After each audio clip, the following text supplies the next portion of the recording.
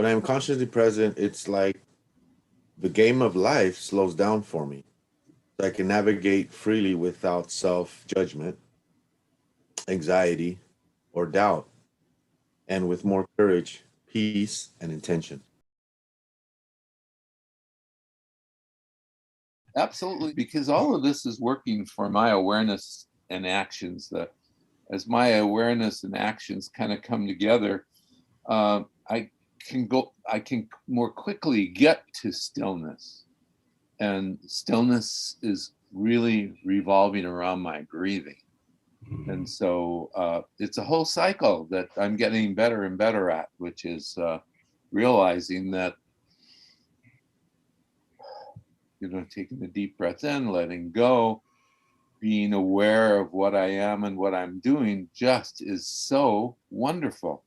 I remember years and years ago, I had a friend who would say that he would like driving because when he stopped at a stop light, he would take a breath. And I thought that was silly. I'm breathing all the time. Why do you only breathe when you stop at the stoplight? And I realize now it's a conscious breath, it's that healing stillness and awareness that's brought into focus. And so, yeah, it's good stuff. I thank you guys all.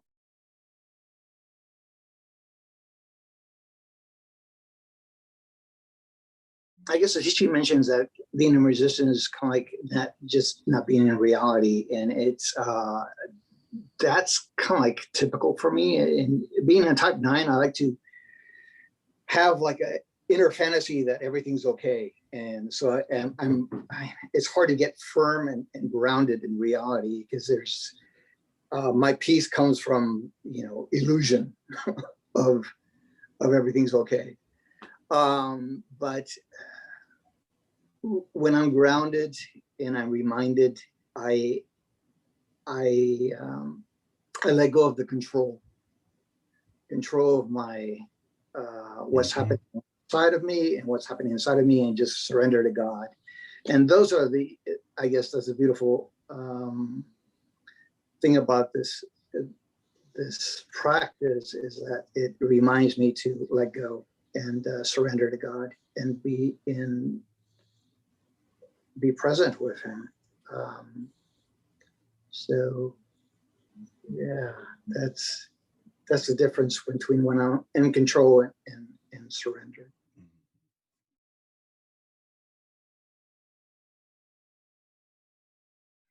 What's funny is, I literally had a resentment earlier today about having to do this.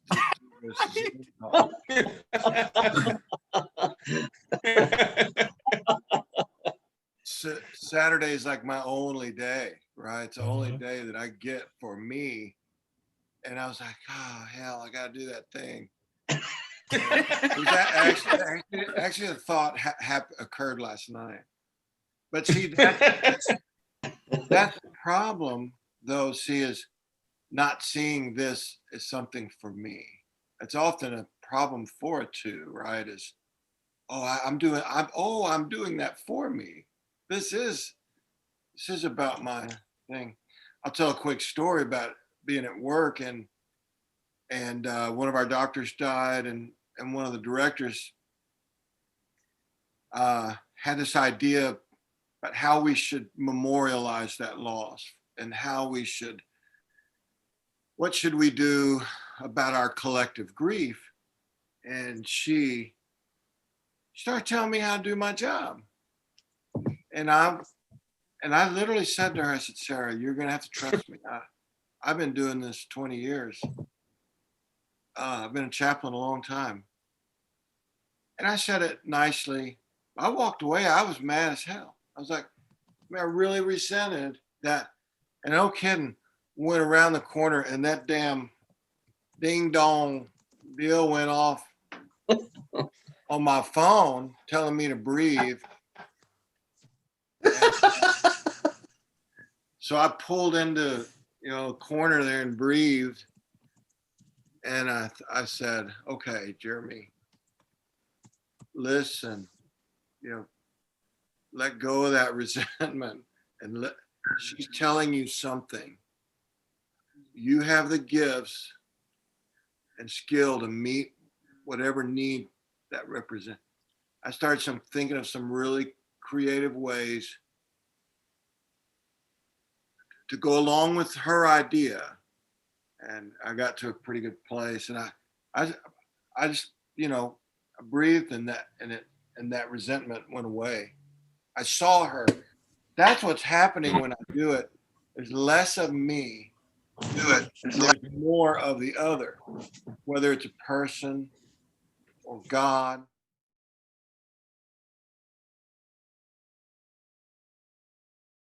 You told me the other day when I was going to have lunch with Jada, Jeremy, just show up, just be present. And I did that, and some real clarity came to me during and after. And there was all that conflict that I was anticipating. So guys, I haven't dated in over a year. I got this ex-wife, she's an alcoholic and brings a lot of chaos into my life. And I thought having lunch with this female friend was gonna bring more chaos. And I was so fearful. And Jim said, Jeremy, just go over there. Just listen. Just be there. And so I did. Or I didn't. Less of me showed up. And I just listened. And everything I was afraid of didn't happen.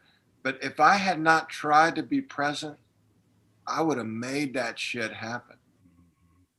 I would have made the chaos happen. It would have been self-fulfilling. But none of it happened because I just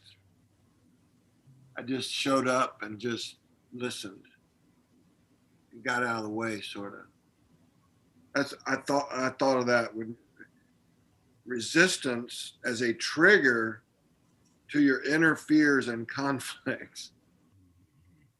So I didn't resist. And the fear, the conflict, the chaos didn't occur. Resistance to everything.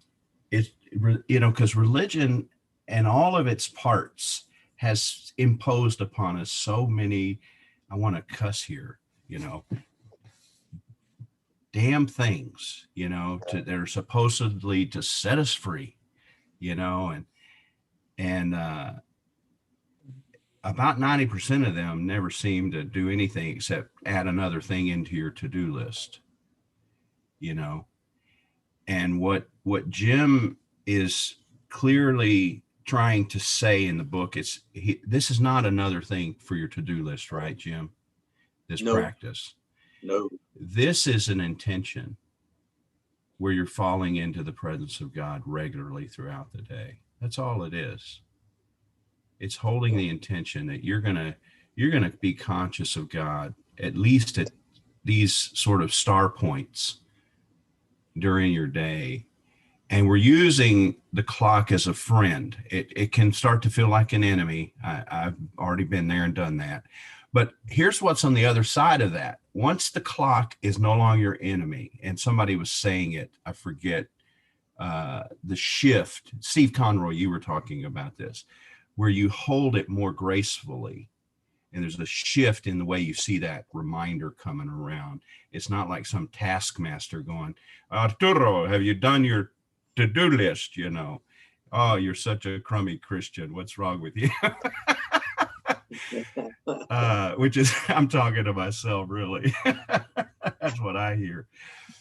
But when you hold it gracefully, then it's like a knock at the door. Hey, I came by to see you. Oh, there you are, lover. The great lover just stopped by.